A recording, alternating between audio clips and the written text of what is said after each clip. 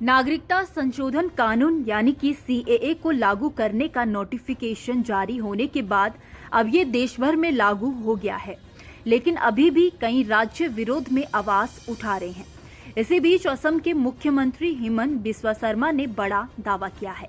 उनके राज्य में सीएए के तहत लगभग 3 से 5 लाख लोग भारतीय नागरिकता के लिए आवेदन करेंगे। इसके साथ ही उन्होंने 1.5 करोड़ लोगों के असम में नागरिकता लेने के दावों को खारिज कर दिया है। दरअसल शर्मा ने मीडिया चैनल को दिए इंटरव्यू में कहा कि अप्रैल महीने के आखिर तक राज्य में सीएए संबंधित तस्वीर साफ हो जाएगी।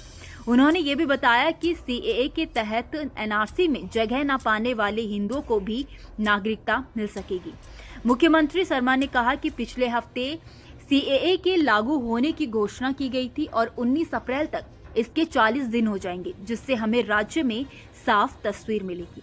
मुख्यमंत्री ने कहा कि आवेदकों में केवल वे लोग शामिल होंगे जिन्हें राष्ट्रीय नागरिक रजिस्टर यानी कि एनआरसी से बाहर रखा गया है।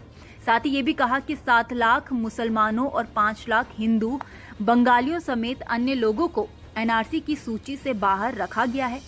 कई हिंदू बंगाली अलग अलग समय पर आए थे और शरणार्थी शिविरों में रुके थे। इन लोगों ने जब एनआरसी में शामिल होने के लिए आवेदन किया तो उन्होंने ऐसे शिविरों में रहने के लिए प्रमाण के रूप में एक स्टैंप पेपर जमा किया, लेकिन प्रतीक हजेला यानी कि पूर्व एनआरसी राज्य समन्वयक ने पेपर स्वीकार नहीं किया। इसके नतीजे में कई हिंदू बंगालियों के नाम एनआरसी में शामिल नहीं किए गए हैं।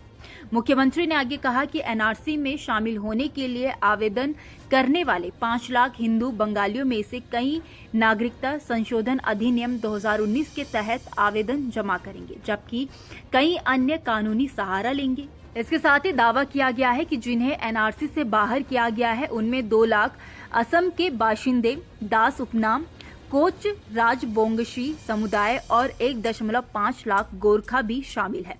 मुख्यमंत्री ने कहा कि सीएए के तहत 3 से 5 लाख आवेदन होंगे, जिसमें 10% गलती की संभावना होगी। असम में कोई 15, 18, 20 लाख या 1.5 करोड़ आवेदक नहीं होंगे। इतने लंबे समय तक राजनीति में रहने के बाद राज्य पर मेरी पकड़ काफी मजबूत हो गई है। बता दें कि सुप्रीम कोर्ट की निगरानी में जब 2019 में एनआरसी कानून के लागू होने की बात आई तो 3.4 करोड़ आवेदकों में से 19 लाख लोग इसमें से बाहर हो गए।